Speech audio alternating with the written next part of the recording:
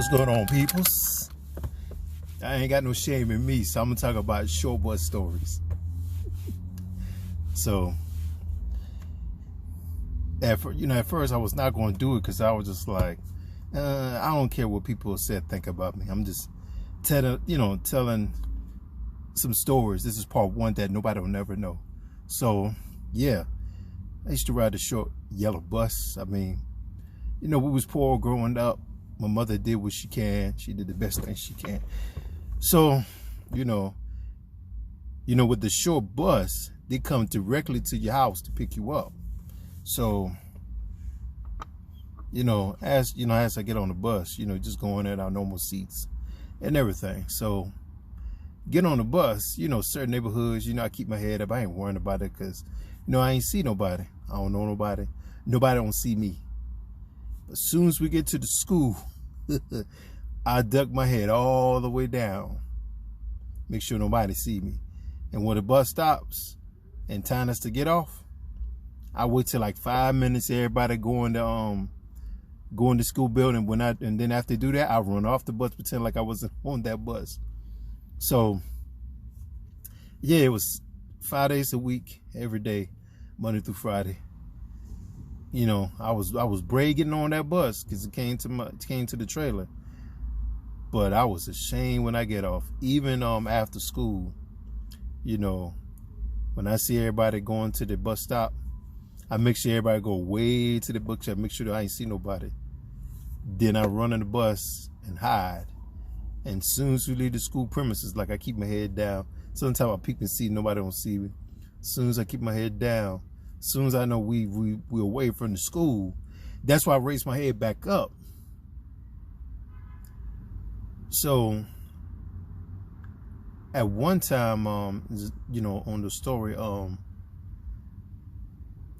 this driver, she's like a bully. It just two particular people she go after. Why, I don't know, but she go after because like Monday she'll get the snacks, Tuesday get this sandwich, Wednesday she'll get their fruit punch, Thursday it's like the same thing, either snack, drink, or the fruit punch. She do that every day. So one day the parent came on the bus. She was like, my son be missing snacks. It's at lunchtime the teacher said they don't see his food and none of that, the parent thinking the kid somebody from the school take it. Well, she was doing the same thing over and over and over. The kid was like depressed. He was autism too.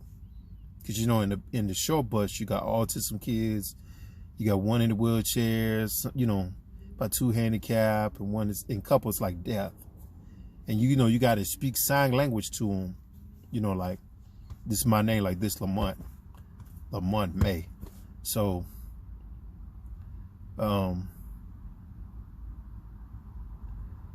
yeah, like well, the bus driver keep taking his snacks. So one day I took it upon myself. I told the teacher, I said it was her taking the snacks. And I said, please don't tell nobody. And, the teacher was like, well, how you know? Because her and I had just had a conversation alone. Because I see her do it.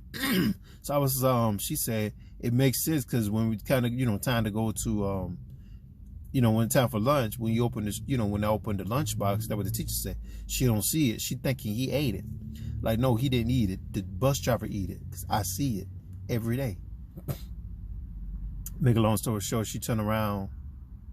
They turned around and, they had another bus driver. She was there, but had another bus driver there. And she stopped doing it because the bus driver was there. And then before you know it, they turned around. They turned around, they asked her to get off the bus, come to the office. They had a conversation with her. They had a camera in there that none of us, even I didn't know. They had a camera in there that was watching her. They know she was taking the sandwich the whole entire time. If they didn't hire that bus driver, another bus job that she still would have taken. Because of that, she lost her job. That's one story. Another story that how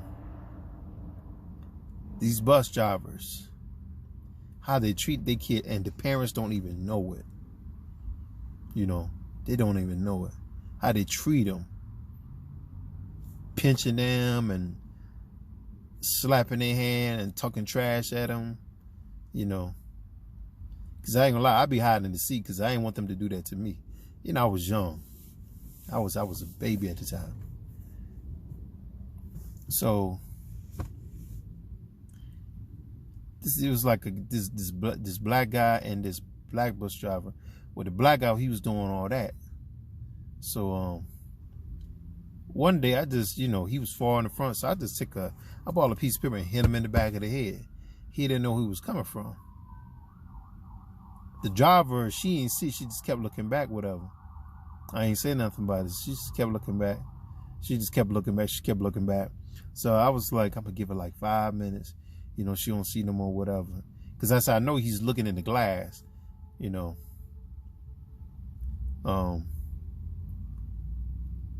He ain't gonna know. So when everything went out like 10 to 15 minutes, I did it again. He said, yeah, it's gotta come from somebody back there. So when I hit him again, he turned around and came to the back. He was looking at me and looking at the guy, looking at me again. And I said, what you looking at me for? He said, you throw that paper? I said, you tell me. He said, I'll beat you up. I said, do something. But you know, back then I ain't said do something. I was like, do it. What you waiting for? He said, that bus driver there will whoop you up. I was like, oh, sit down somewhere. You ain't gonna do nothing.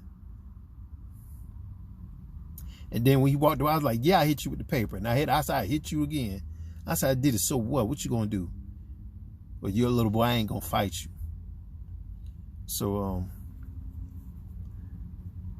but make a long story short, he was mad at me for a long time. I ain't hit him with the paper no more. He trying to, you know, do a little thing here and there, trying to get at me, like he hit me in the shoulder. I push him, and I wait for him to swing. But turn around, you know, like one day he wasn't coming on the bus, and then one day turned into 3 days, and 3 days turned into 2 weeks. Couldn't find out that driver, that guy that messed with the kids and even trying to get at me. He had cancer. Last but not least, shout out to Denise. I forgot her last name. She's still alive because she pretty much, I don't know, she's a good woman. I used to be in a relationship with her. With me and her used to ride the bus, and you know, we was in a relationship, and you know, she was a good woman, even though she walked into school shoes, you know, on the wrong side. So one, you know, not correct. So one day, I came on the bus. She was just crying. We don't know why. So the bus driver asked me to sit next to her. It's like two white bus drivers. So I asked them to sit next to her. You know, rubbing her hand. I said, everything be fine. Don't worry about it. You know, I'm here for you. All I know, when we got to the stop sign, she hit her head on the glass twice. I mean, like 2 or 3 times. She hit it so hard till it cracked. And she kept going. If the driver didn't stop her head, she would have kept doing it. So something was going on in her head that really bothered us, and she had to hit her head just to get it out of the head or something like that. But, you know, I felt bad for her. And I was crying too, because I was crying for her because I felt sorry for her. But the last time I saw her was in middle school at the time, but I ain't hear from her since. So I was asking a friend of mine a while back if he hear anything, or if he find out from Facebook or whatever. I search her from Facebook or Instagram, haven't seen her, you know, haven't seen her, whatever. So if she's still alive, God bless her. If she's not, you know, me and other brother, sister, and everybody else gonna miss her. Shout out to Jason. Shout out to Jason, Kelly. I forgot the other people's name. James, Thomas, Eric. Shout out to all of them. So this is a little part of a part 1 of short bus story. So I'm not ashamed of it. So this is what a lot of people don't talk about. And, you know, them kids can't talk because autism can't speak of none of that. So shout out to all my autism brothers and sisters. So that's part 1.